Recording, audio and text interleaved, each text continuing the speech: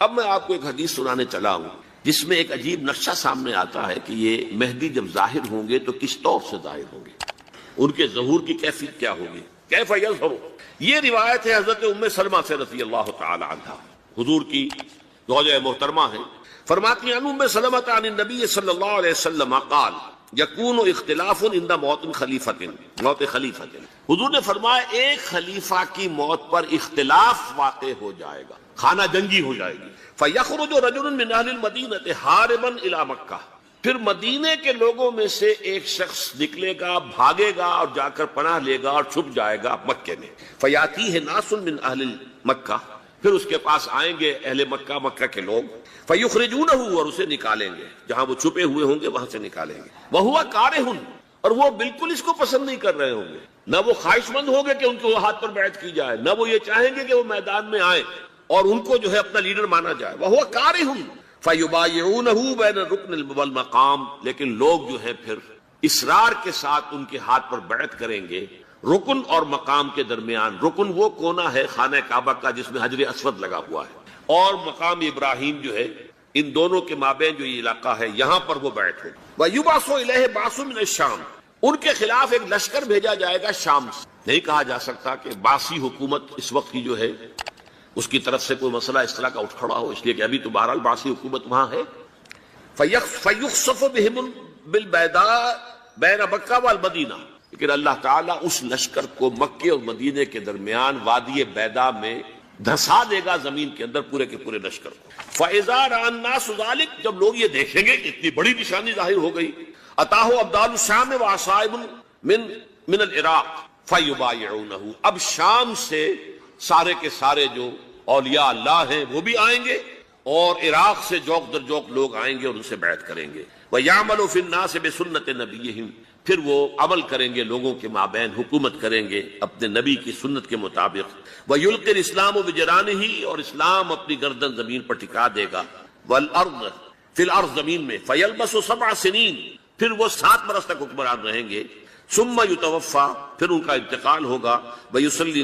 علیہ المسلمون، اور مسلمان ان پر نماز پڑھیں گے۔ یہ جو میں نے آپ کے سامنے نقشہ کھینچا ہے، اس سے اب میں ایک نتیجہ نکالتا ہوں، اسے بھی میرا گمان کہیے، اختلاف بھی کر سکتے ہیں آپ، اگر اس کو وزنی سمجھے تو قبول بھی کر سکتے ہیں۔ وہ یہ ہے کہ میرے نزدیک ان کے ظہور کا وقت قریب ہے، اور اس کی تھوڑی سی بعد میں مجھے معلوم ہوا کہ جین ڈکسن غالباً نام ہے امریکن اس کا، جس نے یہ پیشن کوئی خبر دی تھی کہ 1962 میں عالم عرب میں ایک بچہ پیدا ہوا ہے کہ جو وہاں کا نقشہ بدل کر رکھ دے۔ یہ جین ڈکسن کی غالباً پیشن گوئی ہے۔ بہرحال مجھے اس کی پیشن گوئی سے کوئی دلچسپی نہیں ہے، میں تو جو احوال دیکھ رہا ہوں، یعنی اسرائیل کا قائم ہو جانا، اور اس کے بعد اب یروشلم کا مسلمانوں کے ہاتھوں سے نکل جانا، اور اب گویا کہ وہ الملحمۃ العظمیٰ جو ہے تلی کھڑی ہے، کسی بھی وقت جو ہے یہ جو ہے وہ لاوا پھٹ سکتا ہے، آتش فشاں پھٹ سکتا ہے۔ تو یہ تمام حالات ایسے ہیں کہ جن کی وجہ سے میں سمجھتا ہوں کہ ایک تو جو قرآن مجید کے اشارات میں نے آپ کو بتائے، 14 صدیاں 14 دن میں چاند کا پورا ہونا، والقمر اذا اتسق، 14 دن میں 14ویں کا چاند، اسی طرح اب یہ 14 صدیوں کے بعد یہ صدی جو 15ویں صدی ہے، یہ در حقیقت ظہور امام مہدی کی صدی ہے، اور یہ ہے آغاز وحی سے قبل کا،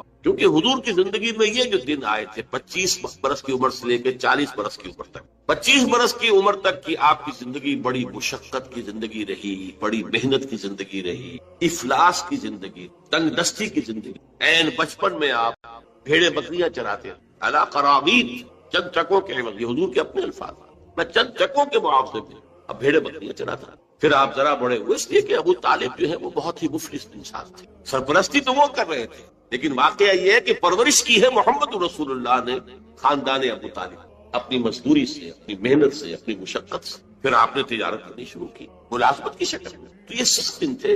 وَوَجَدَكَ عَائِلًا فَأَغْنَىٰ، پایا اللہ نے آپ کو کیا تنگ دست ہیں، تو اللہ نے غنی کر دیا۔ غنی کس طور سے کیا؟ حضرت خدیجہ سے شادی ہوئی 25 برس کی عمر میں، جو عرب کی متمول ترین خاتون، ان کی اپنی فرمائش پر انتہائی محبت کرنے والی۔ تو واقعہ میں آپ کو سنا رہا تھا کہ اس زمانے میں یہ 25 برس سے لے کر اور 40 برس کی عمر شریف کے مابین کبھی یہ واقعہ پیش آیا ہے کہ حضور ایک دفعہ کہیں نکل گئے مکے سے باہر، مختلف وادیاں ہیں، پہاڑ ہیں، پہاڑوں کے مابین وادیاں، ایک وادی میں آپ نے دیکھا وہ قبیلہ آ کر پڑاؤ ڈالے ہوئے، انتہائی مفلوق الحال، بھوک کی وجہ سے جسم سوکھ کر کانٹے ہوئے ہیں، تن پر کپڑے نہیں، حالت دیکھ کر آپ آئے انتہائی ملول اور غمگین ہو کر، گھر میں آ کر چادر لے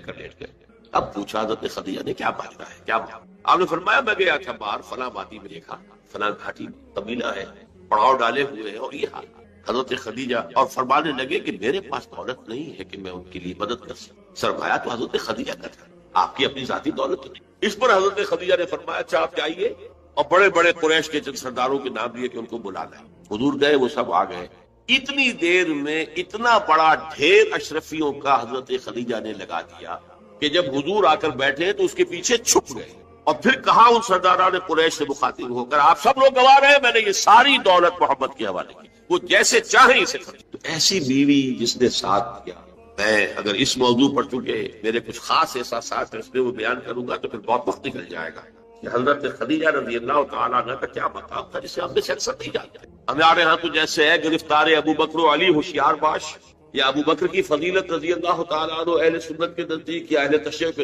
حضرت علی کی فضیلت اسی میں ہے، گرفتار ہے، اسی میں جھگڑا ہے۔ اسی طرح عائشہ اور فاطمہ کا جھگڑا ہے۔ ایک گروہ ہے کہ جو حضرت عائشہ رضی اللہ تعالیٰ عنہ کو بہت بلند کرتا ہے، اونچا رکھتا ہے، دوسرا گروہ ہے حضرت فاطمہ رضی اللہ تعالیٰ عنہ۔ لیکن یہ کہ حضرت خدیجہ الکبریٰ کا ذکر نہیں ملا، بہت کم ہے۔ بلکہ میں نے جب ابھی شاید 2-3 سال ہوئے جب میں گیا تھا ایران، اور وہاں کے اچھے مشاہدات میں سے تہران کے ایک یہ بھی تھا کہ انہوں نے ایک خالص خواتین کی یونیورسٹی قائم کی، اس کا نام رکھا ہے جامعۃ الزہراء،